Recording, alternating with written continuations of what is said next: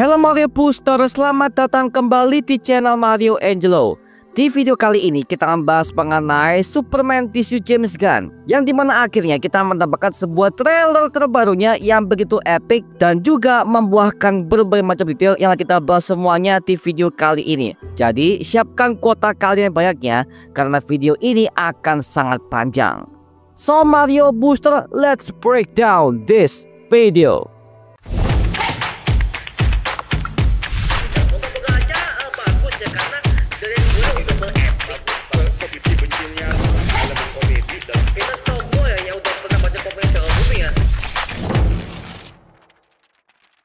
Are you being serious right now?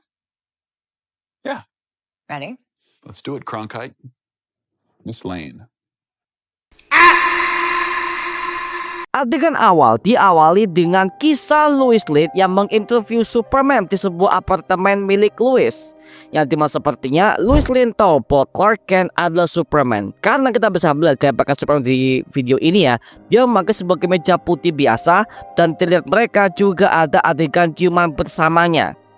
Lalu kemudian kita mendapatkan sebuah perbedaan suara Clark Kent sebagai penyamarannya dan juga Superman, yang dimana ternyata suaranya sangat berbeda. Oke, kita ambil contoh suaranya Clark Kent di sini. Suaranya lebih dikecilkan.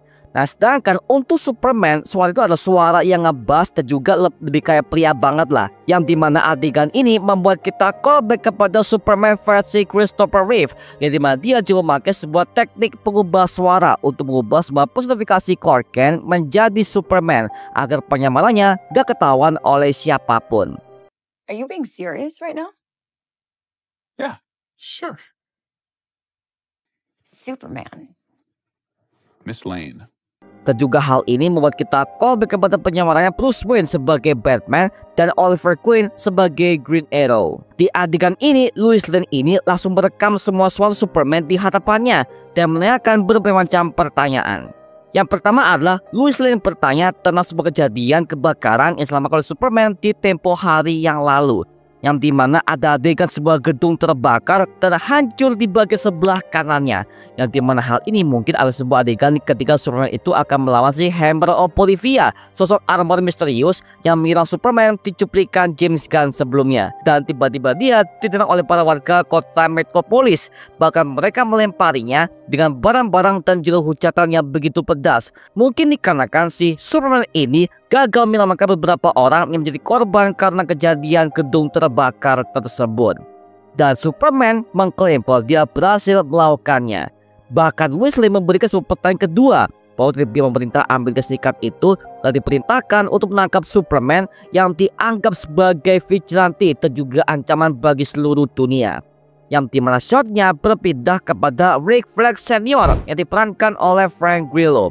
Nah, by the way, dia adalah jenderal tertinggi dari kesatuan pasukan Argus milik Amanda Waller untuk memimpin tim Task Force M alias Creature Commandos di serial animasinya kemarin.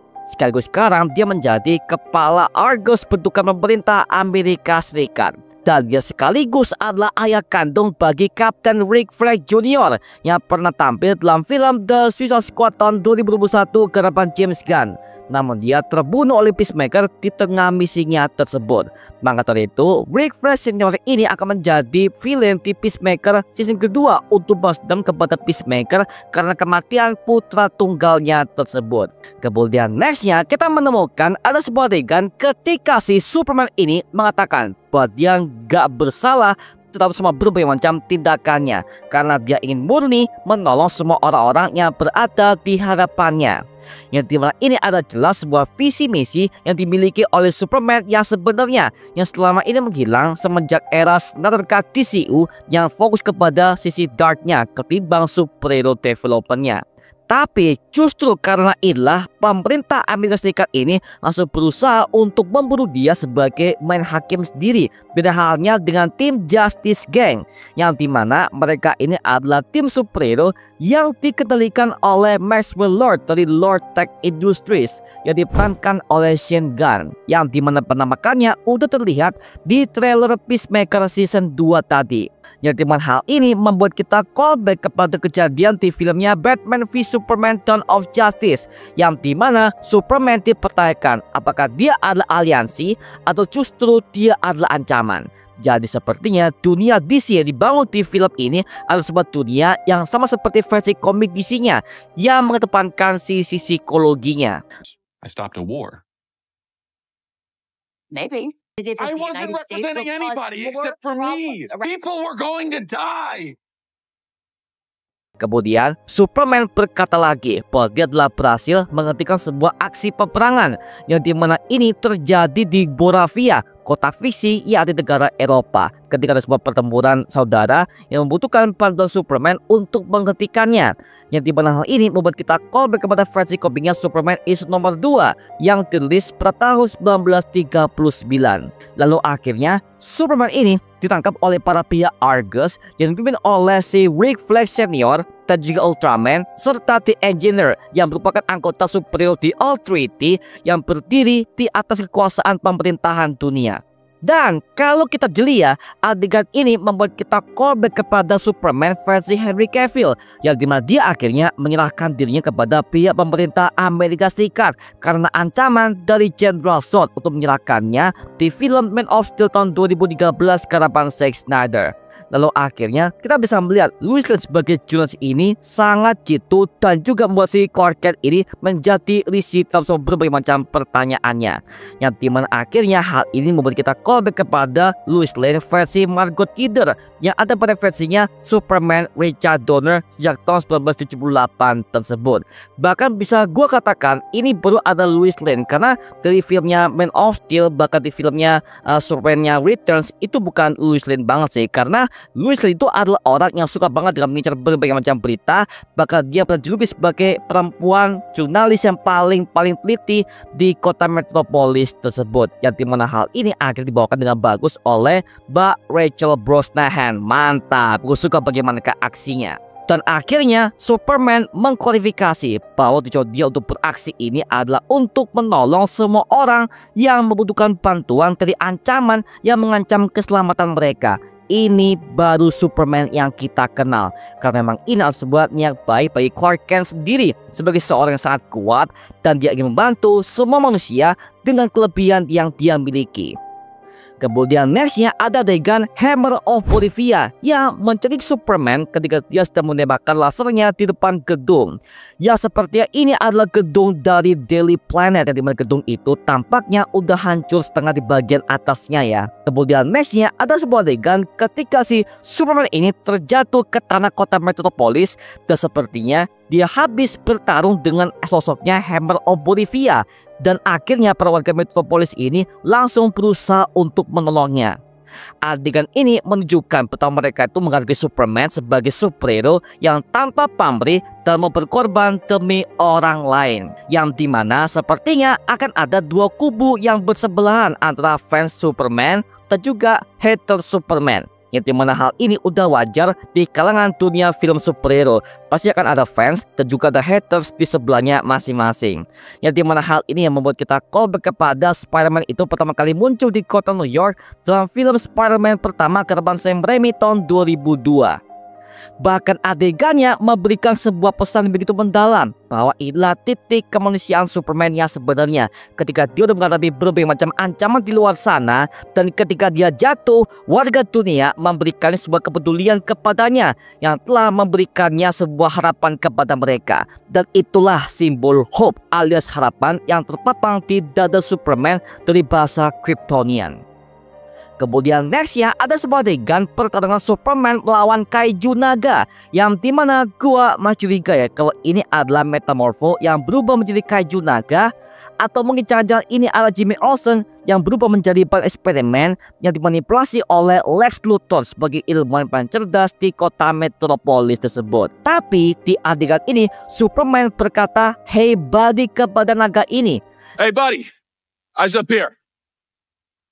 Nah, ini jelas mengarah mungkin kepada Jimmy Olsen yang merupakan teman lama Superman sebagai rekan fotografernya dan juga teman lama Clark Kent sebagai teman dekat di kota Metropolis dan juga di kantor Daily Planet ini ya. Kemudian nextnya kita bahas mengenai kostumnya Superman versi James Gunn ini ya. Yang sepertinya kostum ini dibuatkan oleh Jor-El, ayah kandung bagi Superman yang untuk menjadi AI di kapal Kryptonian yang satu ini. Karena kostum ini sepertinya tahan terhadap berbagai macam serangan termasuk kepada api. Dan kostum ini tidak mengalami kerusakan dan cuman gosong saja. Yang dimana hal ini membuat kita callback kepada versinya Zack Snyder dalam film Man of Steel tahun 2013. Lalu akhirnya Lex Luthor terus menerobos markas Fortress of Solitude di benua Antartika. Yang dimana sepertinya dia mengajak si Ultraman dan juga The Engineer sebagai rekannya. Yang dimana The Engineer ini menunjukkan sebuah keahliannya dalam mengubah tubuhnya menjadi sebuah senjata logam yang bisa menyerang lawan-lawannya dengan mudah dan juga berbahaya.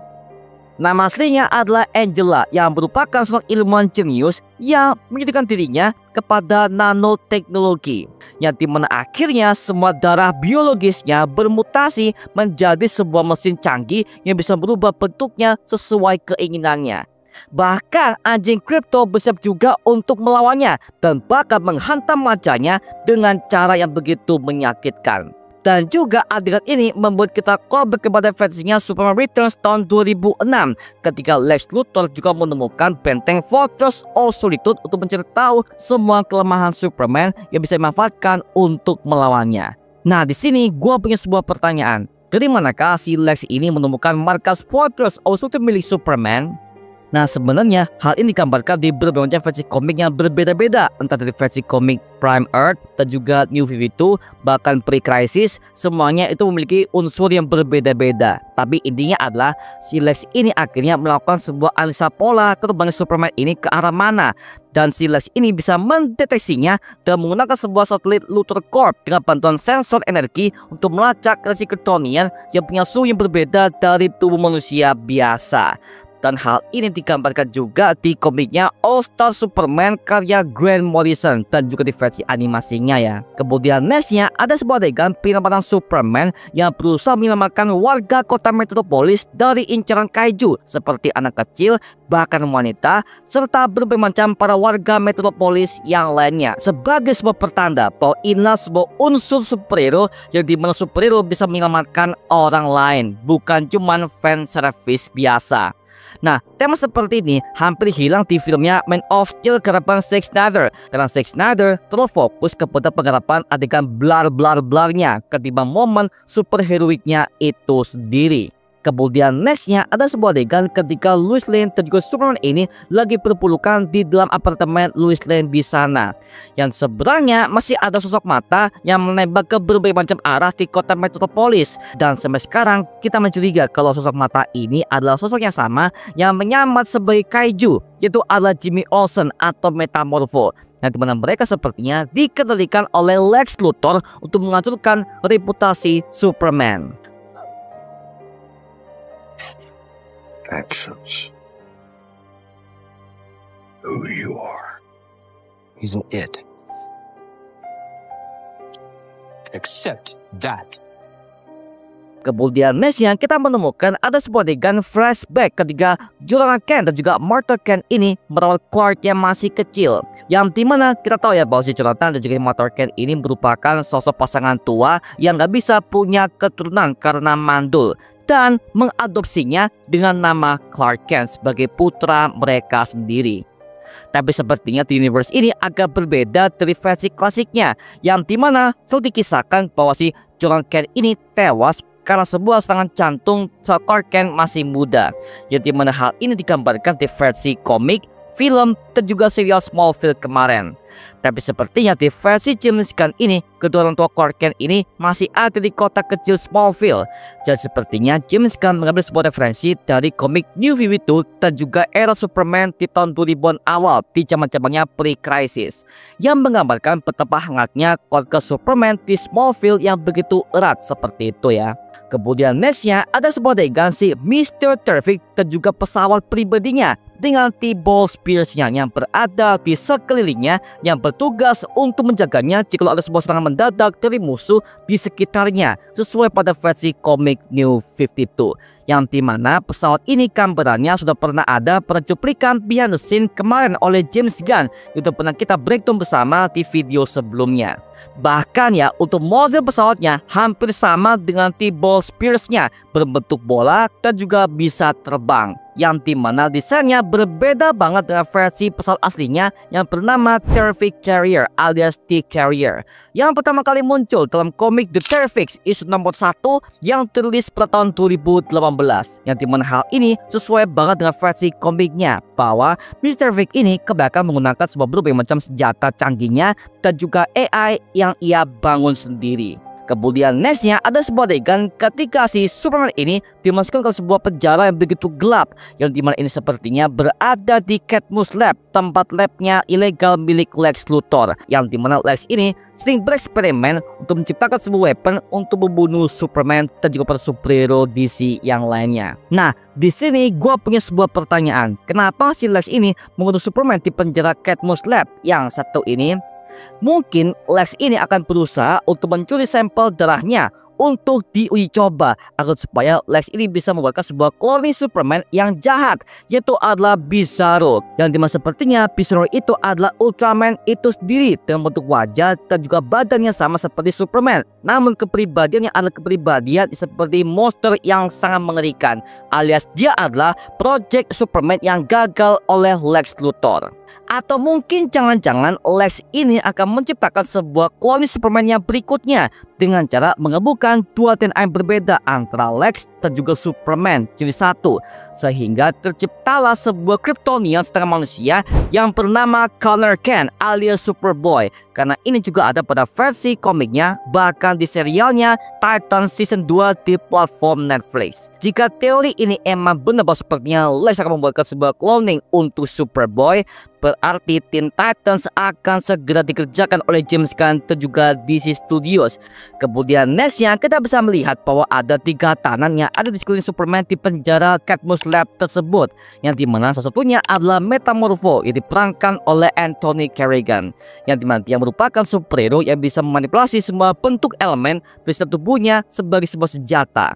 Dan kemudian di adegan ini ada sebuah scene ketika si Metamorpho memegang sebuah batu kristal hijau di bagian tangan sebelah kirinya, yang dimana sepertinya itu adalah sebuah Kryptonite yang merupakan unsur kelemahan Superman yang berasal dari sebuah pecah meteor ketika Krypton hancur di luar angkasa. Makanya di adegan ini si Kal-El langsung lemah karena ada Kryptonite yang berada di dekatnya tersebut. Kemudian nextnya kita bisa melihat bahwa ada 2 orang asing yang berada di penjara tersebut, yang sepertinya kedua orang ini adalah orang random yang mungkin pernah melawan Lex Luthor hingga akhirnya mereka menjadi bahan eksperimen ilegalnya di penjara Cadmus Lab tersebut.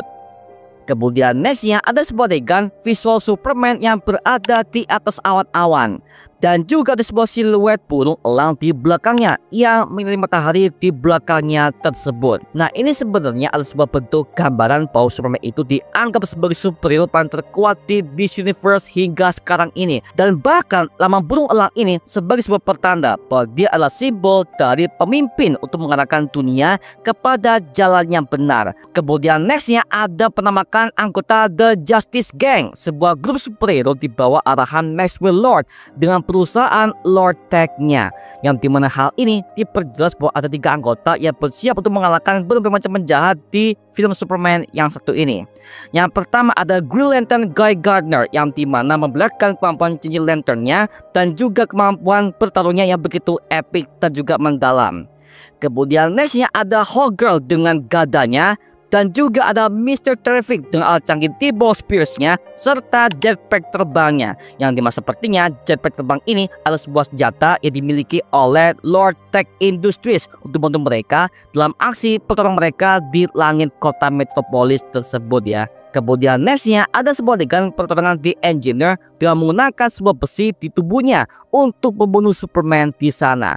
Yang dimana sepertinya ini adalah sebuah adegan lanjutan dari Superman ketika dia akan melawan Ultraman di lapangan baseball tersebut dengan shot yang cepat dan sangat komikal sekali. Yang dimana shot ini ya membuat kita callback kepada final battle-nya di filmnya QTG film ketiga karangan James Gunn di tahun 2023 kemarin. Kemudian nextnya kita bisa melihat bahwa ada laut yang terbelah di tepi kota Metropolis sampai menghancurkan sebuah gedung yang ada di hadapannya. Yang sepertinya ini adalah ulah dari Metamorpho yang akan berubah menjadi sosok kaiju raksasa yang dimanipulasi oleh Lex Luthor untuk menghancurkan kota Metropolis. Jadi kemunculannya dari bawah laut, yang dimana adegan ini membuat kita callback kepada adegan Godzilla setiap kali dia menyerang berbagai macam kaiju di kota tersebut. Kemudian nextnya kita bisa melihat bahwa adegan Superman itu yang melawan kaiju dengan cara tinjuan uppercut yang begitu mendalam, dan sebelahnya ada sebuah gambar Big Belly Burger yang merupakan sebuah foto Resto Burger yang paling favorit di DC Comics, yang dimana gambarnya adalah Superman versi chibi yang membawa burger dan juga topi koki di atasnya. Kemudian nextnya ada sebuah adegan gadis yang berfoto selfie ketika di belakang itu ada sebuah serangan dari Hammer of Bolivia yang menyerang beberapa gedung kota Metropolis di sana. Nah, cewek ini adalah Eve Teschmacher yang merupakan sekretaris bagi Lex Luthor yang diperankan oleh Sarah Sampaio, yang dimana si Eve ini terlihat selfie di sebuah gedung LexCorp sebagai sebuah pertanda karena dia sudah mengalahkan semua kota Metropolis untuk menghancurkan Superman itu sendiri. Kemudian nextnya ada sebuah adegan ketika si Superman ini akan melawan Lex Luthor dengan santainya. Dan si Lex ini meminum sebuah kopi dengan cangkir Luthor Cup yang berwarna hitam. Dan Superman langsung banting sebuah lemari dan dibutuhkan ke sebuah kaca di kantor itu. Dan terlihat di belakangnya gedung itu langsung berlubang dan juga hancur. Nah, mungkin ini adalah sebuah adegan si Superman itu udah tahu kalau pelaku ini semuanya ini adalah Lex Luthor, musuh abadinya yang sering jadi gara-gara di setiap versi komik dan juga di versi film live actionnya. Lalu cuplikan ini diakhiri dengan Superman yang terbang melesat ke angkasa, dan akhirnya muncullah logo Superman dengan musik yang diiringi oleh John Williams yang diaransemen ulang oleh beberapa PH ya. Dan film ini akan siap tayang pada tanggal 14 Juli tahun 2025 sebagai pembukaan bagi DC Chapter 1 Gods and Monsters milik James Gunn. Mantap, gila. Nah, sekarang gua serahkan kepada kalian. Gimana pendapat kalian mengenai video breakdown yang satu ini? Tuliskan pendapat kamu di kolom komentar di bawah dan kita bisa diskusikan bareng seperti biasanya. Oke? Itu cuma mengenai video kali ini. Jangan lupa like, komen, dan juga subscribe untuk mendukung gua membuat video mendidik dan menghibur kalian semua. Karena gua janji sebisa mungkin gua akan buatkan video seperti ini lagi untuk kalian semua.